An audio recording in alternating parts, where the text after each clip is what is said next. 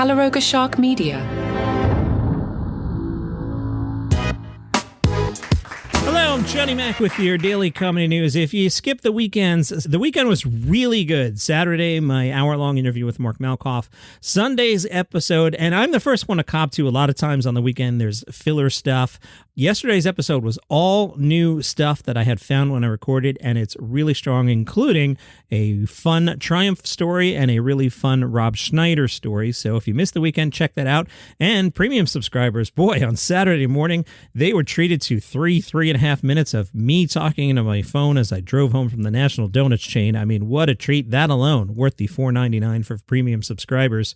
Today is good, too. A late-night joke from Jimmy Fallon. In an effort to boost the birth rate, Tokyo is launching the first government-run dating app. That's nice. Apparently in Japan, they have government benefits and government with benefits. Love it. John Mulaney, profiled by IndieWire. He talked about that late-night show. Mulaney said the pitch was Netflix wanted a show every night coinciding with the festival. They didn't know what they wanted. They brought it to me and said, would you want to produce this and be some part of it? And it was like that. We didn't know what this is. Do you want to do it? I was intrigued by 6 live nights, the run of it, and the finite amount of time. Originally, Mulaney didn't even plan to host it. I knew we wouldn't be able to start until February, even in pre-production. And I thought, oh, that's so fun. We'll just get a staff together, get a lot of great people together, and then we'll just have to go, and then it'll be done May 10th. I was kind of ripping off the Chris Rock show. That's Chris Rock's 1997 HBO series. He had Johnny Cochran on, and I remember watching that as a kid and going, oh, he's having on who he thinks is interesting. I filed that away as like, oh, of course you do that. If you can get somebody you're interested in who would be really cool to an audience, everybody wins. And so I had Marcia Clark. All right, he has now addressed some of my concerns with the program, Mulaney explained. You have Jerry Seinfeld, and he's sitting next to a coyote expert. That was a North Star from the beginning. So the fact that that specifically came together was really great.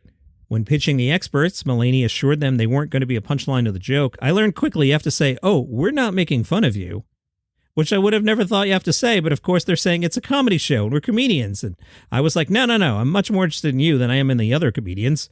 Fan response to Everybody's in LA in particular felt really gratifying because most of the comedy I've done, like Sack Lunch Bunch or Oh Hello, is actually about external topics and not about my own life or psyche or whatever. It was never about my personal life. To me, I mainly make fun of TV shows and random things I've seen. So this show being entirely external, in a way in the end, becomes the most personal thing you can do. I promise you, I think more about earthquakes and ghosts than I do my own life.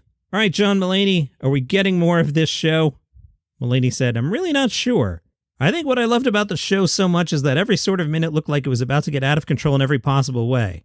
Mulaney talked about the callers. Johnny Mac has pointed out some of the callers were kind of killing the show. Mulaney said, there was one story I won't name, but I thought, are you kidding? I was so bored. And I was like, you got to hold it together. You did invite the calls. My biggest takeaway was I feel like on Larry King Live or on Drive Time Radio, people knew what a call-in segment was. They hit the ground running and they go, yeah, I got 3 things to say about Lenny Dykstra, but our callers tended to be younger. I'd be like, hi, and they'd be like, so, I know you're talking about earthquakes. Get to the story. You got to come in hot. Exactly, John Mulaney. And that is why you need a producer. That's what I've been saying. Rob Schneider in the news again. This time international. The Daily Mail writes, American comedian Rob Schneider slams cancel culture, claiming it has changed the world of comedy for the worst. He told Channel 7's Sunrise that audiences are getting too uptight about what you can joke about on TV, which is why he prefers stand-up comedy, although if you're doing a hospital benefit, be careful booking Rob Schneider. See yesterday's episode for why. People get uptight about stuff. That's why it's important. I have a dark theater to perform in where people can hear things that they can't hear on TV. Schneider is currently touring Australia. The idea is to be able to express things and let it out. People can laugh at things. It's not attacking anybody, although some people claim it is. It's tough for now, but at the same time, anytime people get uptight about something is an opportunity. You have to get it in a way the audience can laugh. Schneider was asked about Happy Gilmore 2. He said, I think Sandler just can't stop making movies. He doesn't know what else to do with his life. I finally got around to watching some comedy specials. Joe Coy, boy, that review I read on Friday, it was on point. The guy was saying how it looked like a comedy special and there were no jokes. Boy, I agree. My notes were Joe Coy is all energy, stop cursing and tell a joke. It was just like all vibe. He's very charismatic. The energy's there, but dude, do some material. It was 5 minutes, 50 seconds in before the first solid joke land. I won't spoil it. It's very solid, but it was like, come on, dude. Life's too short. I bailed on that. Sorry, Joe Coy. Life's too short. I bailed on that one. So I switched over to Rachel Feinstein, and the complete opposite. She gets right to it. I don't even know if she said hello, and immediately gets into the material. Is it her special life-changing? No, it's a nice, solid hour of comedy. I've added it to my best of 2024 list, all the way at the bottom, but it's on the list. It's fine. It's a nice hour.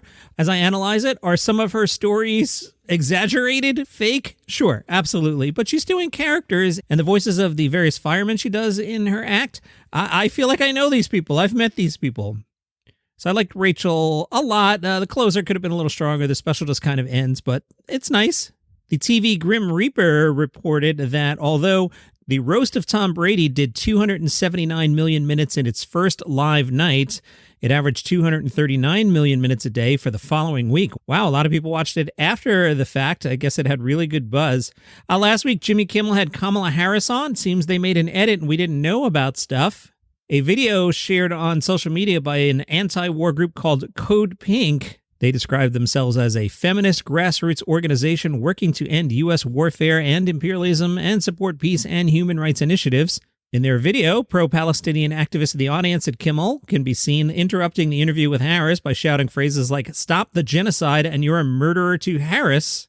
Kimmel tells the crowd, "You're interrupting my flow." Security personnel appear to remove the person disrupting the proceedings. Kimmel tells Harris, "Sorry about that," and then quips, "If anybody else has something to say, this is the time." The video then cuts to a different person interfering with the taping. A security officer then is on the video saying, "You are under arrest at the moment for interfering with a live television broadcast." It is unclear if that person was Jimmy Kimmel Security, Secret Service, LAPD, or someone else. Code Pink is now demanding the late night show address and apologize for the unnecessary use of brutal force. Yikes.